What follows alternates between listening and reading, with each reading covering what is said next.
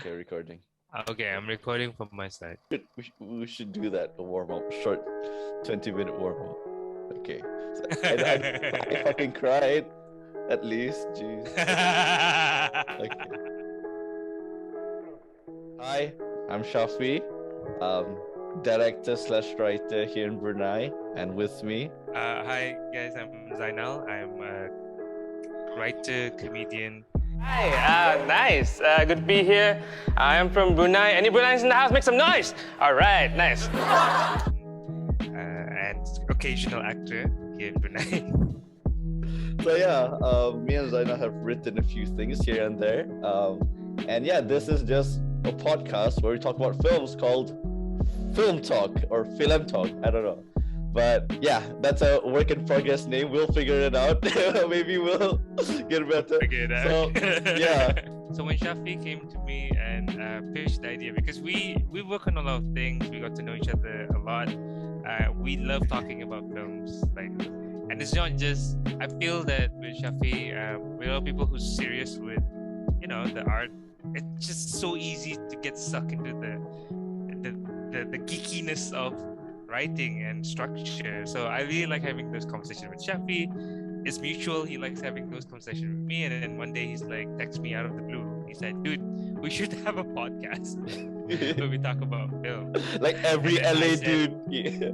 Let's have a podcast, dude. Let's have a podcast. Every LA person. I said, and then my golden number that I share with them is 6. So any project I would want to do, I'll do 6 of those. And in that 6, we figure out whether we want to do it more, or we like the thing that we're talking about, or if we like each other. And 6 is always a good number. For transparency's sake, we actually already recorded a first episode, like test episode, breaking down Eternal Sunshine of the Spotless Mind, which is a great film, and we enjoyed it fully. But again, test episode, and clearly it had faults. We kind of didn't have structure and stuff. So hopefully we're more cohesive this time and stuff. And yeah, and today we're gonna be talking about Up. So Zainal, you wanna talk about the plot? Explain the plot a bit.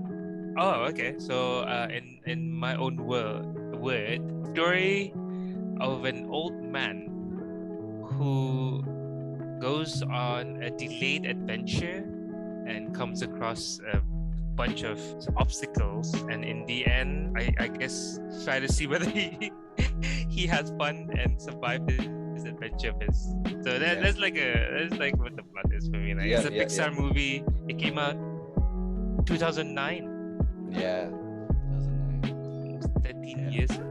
Yeah, it's one of those films that kind of you remember for making you cry. You're like you know that it made you cry. I've seen this movie once, and then for this podcasting, I watched it again. So in total, I've seen it twice. Jeez.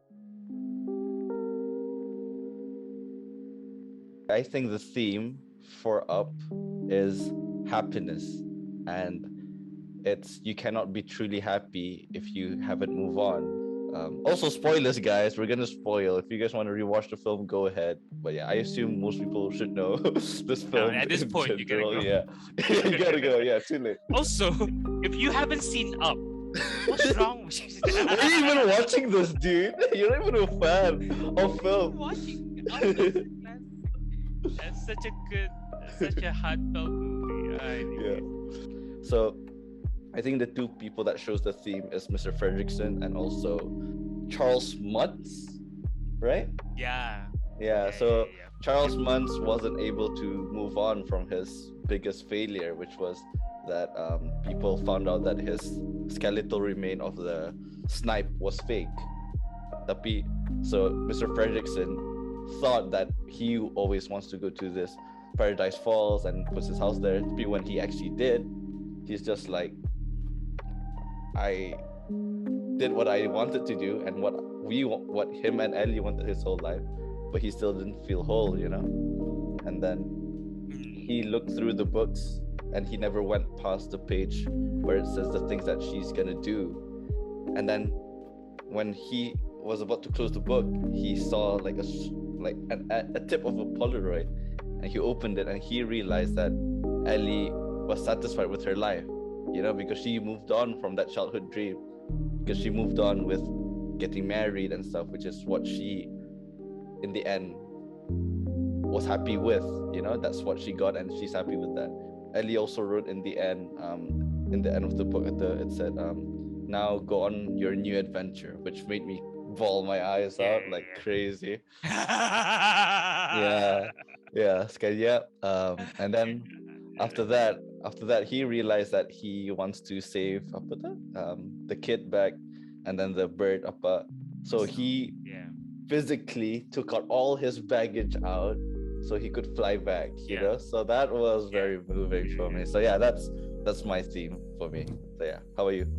Yeah, bang on. Like, it's happiness. So a theme for those who are listening in and figuring out what we were talking about. So every single movie should have a theme. Every single good one have a theme that everyone can relate to, and then the theme is like a one-word thing. So love, happiness, growing old, friendship, all of that. And then from the theme, you have a question, and the goal of the movie is usually to answer that question. So for Syafi, he already mentioned his happiness, and then the question could be, can you truly be happy if you're holding on to the past? Yep. I mean, like, for that one, like, if you're a writer and if you're interested in writing, and then these are kind of question that you have to ask, and that we kind of have something in mind when you start writing and telling a story. And for me, it's the same thing. It's happiness. Like, obviously, the first 10 minutes or 15 minutes is like the most heartbreaking Pixar of not just Pixar of like a Disney thing. It's like, as a movie, you feel for these characters, and suddenly she's dead. Like, Ellie's dead. I did not. I remember watching it the first time. I'm like, what? That felt so. It felt so like. Yeah, it made us feel. It made me feel, and that was just. Can I add something? Minutes. Yeah, go on. I watched that scene over and over again. Like, I would say, like 5 years ago. So I watched it when I was 9. Like when I was like through my mid-teens. When I like love film again, I watched this film over and over again. That scene was the one I watched over and over again. I honestly, when I opened this, I kind of like knew each beat of the scene, and I was like, this is heartbreaking, but I'm not gonna bawl my eyes out, Not this time. Yeah, not this time. Yeah, legit. I really thought I got everything on the nose to the hand. Tapi I forgot that he bought tickets to Paradise Falls. I don't want to cry now, but that broke my heart. And then just before, and it's like, wow, that's why. So it shows. It shows on the grander scheme of things, it's sad. But if you look into the detail, it's depressing. So if it doesn't hit you, it will hit kids because kids don't see it, but it will still hit adults as well because they see how much it costs to go to South. They weren't working, she was just a zookeeper and he was selling balloons, they're not rich, but for him to buy that ticket. So it's like those things makes you like, oh, my heart, and now I know value of money. I'm just like, oh, that's a lot of money, dude, Imagine. And also, like, and if you remember the sequencing that he bought, so we're still in the first 15 minutes, which is by far, like, if you only have 15 minutes to tell a story, this is a beautiful, like, thing to rewatch and say, how do you make someone feel for the characters immediately? With no dialogue as well. And then break their heart. So he bought the tickets and put it in the picnic basket. And then he went onto the hill, and then that's when you saw her struggling and like keep falling down. And then next thing you know, she's in the hospital bed. Like that's immediately what happened when he's like, you know what? I'm gonna treat my wife, my elderly wife. We're gonna go on this adventure finally, and she falls sick immediately. Oh my God, Pixar! You assholes! Dude, I'm tearing up, dude. You're describing the scene so well. I'm doing it. Yeah, you see, that's how Okay, powerful that so scene is, you know? That's how powerful. Someone could describe I it and you know. just feel. And the music, Michael Giacchino, Yeah. man. Jeez. Okay, yeah, The go on. view, the music, Yeah. yeah. So we wanna break down the movie without without breaking Syafi down more often. But you can do it, man. Feel through that. But it is. I remember that particular montage was so powerful that I gotta be honest. Like you've watched the movie a couple of times since the first time, and then today you watched it again. So I have watched it the first time, and then today was the second time I watched it before this podcast. And I do not remember anything else. I recall someone telling me about like, oh, there was a bad guy, like an older person. I'm like, what? There's Yeah. more to this movie. Yeah, there's a bunch of talking dogs. What? I remember someone telling me the Yeah. story. And like, are we watching the same movie? That montage was so burned into my head that I do not remember anything else from that movie. So the theme was, and we both agree, is happiness. And can you move on and be happy in the now if you still hold on to the past? Now, it's a really good movie because you have two answers, which is one, yes, you have to let go of the past in order to be happy. And then the other side is like a mirror to show what if you don't. So with the two characters, with Yep. Carl and the Charles Mons, Charles Muntz. yeah, they're the two answers to the same question. So meaning Charles, who you're Yep. following from the beginning until the end, he is answering this question every single scene. Like, should I move on? Should I move on? How do I move on? How do I let go? And you're looking to Charles Muntz and say, that's what happens if you choose wrong. You will be bitter, you'll be angry, you'll be vindictive, you'll hold grudges. And then I don't know whether like, I don't know whether Carl asked himself the question of, do I want to end up like that person? If not, I need to do something else. But as a viewer or a writer, you can clearly write the theme out and say, oh, here's the two answers, and then here's how my character, if he doesn't choose well, he'll end up like that. Which, by the way, if a movie is a tragedy, that means your character fails, is usually mirroring, like following a bad character. So in this case, it's a heroic comedy. Yep. Therefore, he becomes the good at the end. Because there was a crucial point Yep. where he has to choose what kind of person he's gonna be. Like, is he gonna be the vindictive, selfish guy, or is he gonna be a hero? And he chose.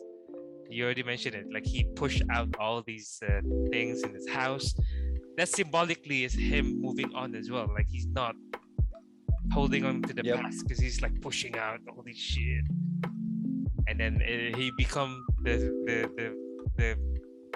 the house, instead of something that he holds on to, it becomes a tool for him to save Russell. And there was a scene afterwards where Russell was like, I'm sorry about your house. And then he goes, it's just a house. It's just a house. At that point, Exactly. his transformation from a potentially vindictive old man to a hero, an adventurer, is complete, because he goes, Yeah. It's, Yeah, which is great. jeez. It's really Yeah, good. It's very well done. Also, this is sweet. The house actually landed on the waterfall. I was about to say this. I was about to say something about that. Okay, go on. I don't think the house landed because no one is there to see that the house landed. So it's just something in his mind. It's just him fulfilling macam his life is complete, bah. That's just a way to show that his life is complete, because he doesn't know that. He never got to see that. It's just a visualization of how Carl felt because he never got to see that. Yeah. I think that's what it. Yeah. I feel like you suspend your sense of belief for the whole duration. Yeah. But there would have been a lot of coincidence to go like at the end, and the house also It landed landed. on Yeah. the end. It's a Yeah. happy ending for everyone, and including the house. The house. It didn't land in a ditch somewhere. I swear.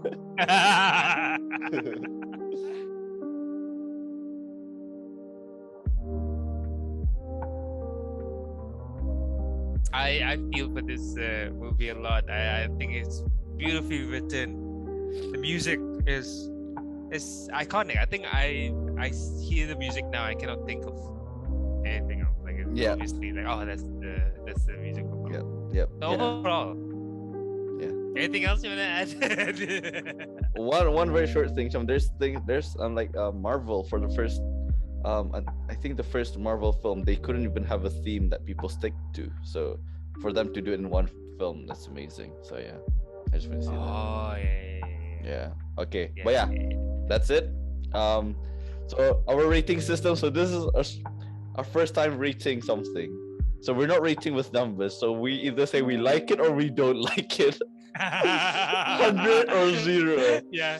So Yeah, it's if there 100 comes or a 0. film, if there comes a film that's like a 50-50, I guess if Zainal says he likes it, I'll say I don't like it. So it's because of 50. It's always it's a fair Yeah. vote. So it becomes would you recommend a friend to watch this? And then it's a yes or no answer. And for me, Up is obviously a yes. And for Yeah. you, Shafi, Yeah. Yeah. Yes, for sure. I recommended you to watch it. So even if people out there like, I know the story, yeah, watch it again. But watch it again. Especially if it's been years since you Yeah. watch it. Yeah. There's certain parts that hit you Yeah. differently this time around Yeah. as an Yeah. adult. So As an adult, yeah. so have a look. That was great. This has been our analysis and a geeky talk of this Up movie. And that's it. That's it from us. Yeah, hope you guys enjoyed. Bye-bye. Hopefully this gets Bye-bye. uploaded. This could be the first episode. Tune in next week where what's next week? Nah, we'll figure it out. We'll figure it out. Maybe there's next week. Maybe, I don't know. You're keeping it casual, whatever. Okay, bye-bye. All right, good night. Thanks everyone.